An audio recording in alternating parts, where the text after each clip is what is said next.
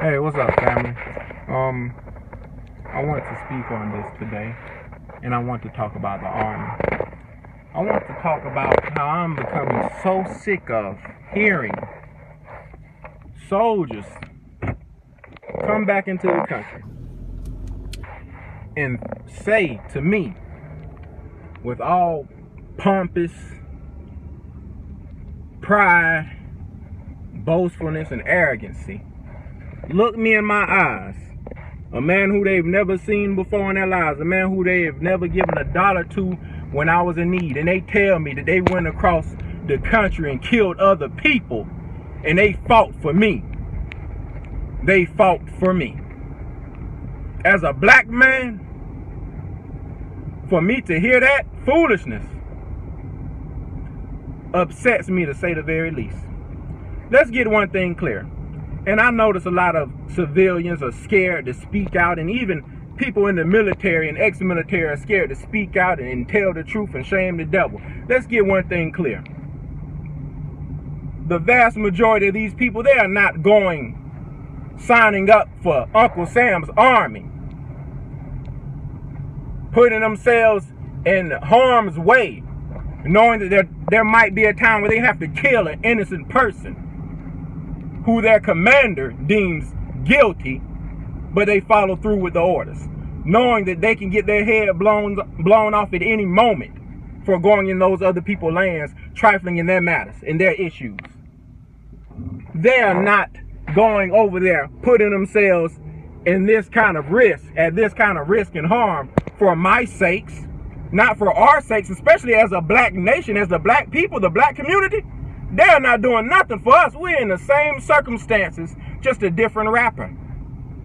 There's still a lump of coal in the box, but it's just a different wrapper. We're in the same circumstances. Let me tell you something. It's the propaganda that have boosted these people's minds to the extent where they're so proud and they just completely choose to neglect all the tyranny, all the wrath, all the oppression that this nation called America with 3 Ks has brought upon the entire world. Don't come to me with that Uncle Sam garbage about how you fought and died for me. I ask you for $20 to get a hot meal. You won't think twice before you say no and look at me as a stranger, as somebody you have no love, no care, no consideration, no sympathy for. So don't come to me with that garbage. Vast majority of these people, they go into the military because they feel like the government is going to take care of them for the rest of their lives.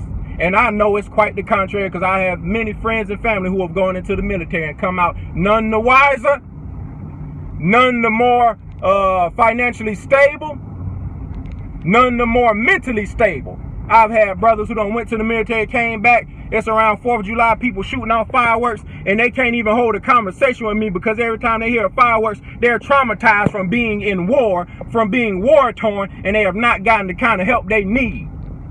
They're jumping every 3 seconds, thinking somebody is shooting at them. The veterans coming over here not getting no kind of love, no kind of feedback, no kind of care, especially black veterans. So don't come to me with that type of garbage, because I will shoot it down and cast it out within the blink of an eye, because I hate foolishness and I do not tolerate it. I do not tolerate ignorance. I do not tolerate your silly dreams, because I'm telling you, they say, oh, listen, I'm living the American dream. I joined the military. Uncle Sam gonna pay for my schooling. He gonna do this and that, this and that. Man, let me tell you something. If not for the grace of God, within an hour of you signing up for the military, you can have your brains blown out. The kind of training exercise they have y'all doing, they teach y'all to be killing soldiers. And then they want to actually use the Bible and promote it with the stories of King David. And they want to push that forward. But then when you get back home, they say, nah, be a good little nigga. And you turn the other cheek when we spit in your face. But when you get into the army, they say, kill. You're the army of Israel. We fight for a righteous cause. And they brainwash y'all with that crap.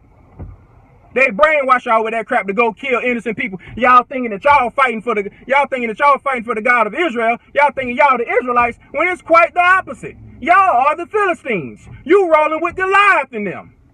You rolling with Goliath in them. And you got the nerve to brag or boast or say God done bless you with this opportunity and God told you to do it. Don't bring that crap to me. I remember when I was young, I almost bit the bait. I almost drunk the Kool-Aid because I was looking for a form of escape. I was looking for a way that I could be heightened in my status.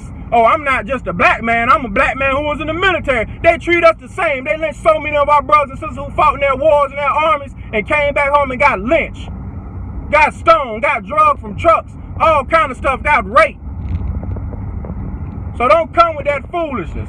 They come with that kind of mess, and they keep you, brainwashed. They have you spit upon your own people when you get back home, while they still spitting on you. And you think you done accomplished something? You think you done won the fight while your people still here starving? You got the nerve to think you fighting in a righteous army?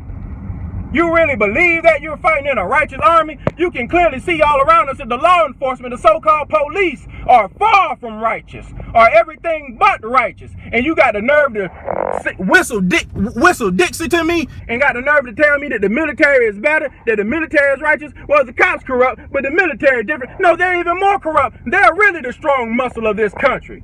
It's a reason why America has the biggest military of the world. They're bullies. We get bullied here, right at the supposed home, in our adopted home. This is not our home.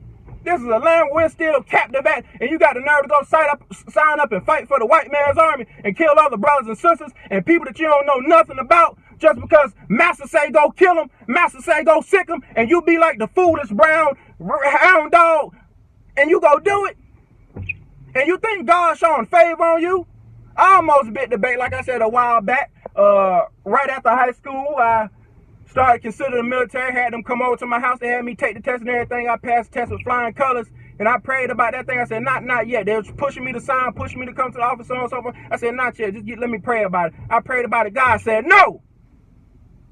I said, but God, I'm kind of brave. God said, no. I said, but God, if I do this, this gonna take me places I ain't never been before. God said, no. I said, but God, if I do this, I'm going to be a real hero. I'm going to be somebody for the little brothers and little sisters to look up to. God said no.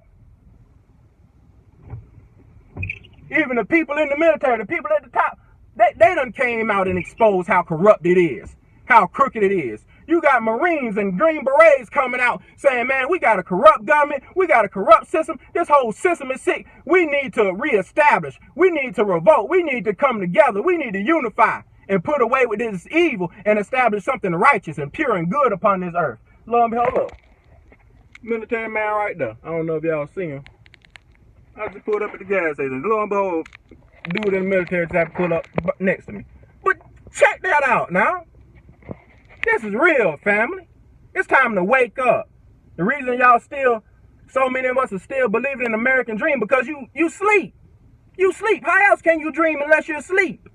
I say awake. I say wake up, just like the God of the Bible. The Most High God says in his word, awake, O Zion, awake. Wake up. Why slumber? Can you not stay up with me for 1 hour? Stay up. This is not the time to be asleep. Believing in the lies. Falling for the deception. Playing the role of the fool and the jester. I'm done.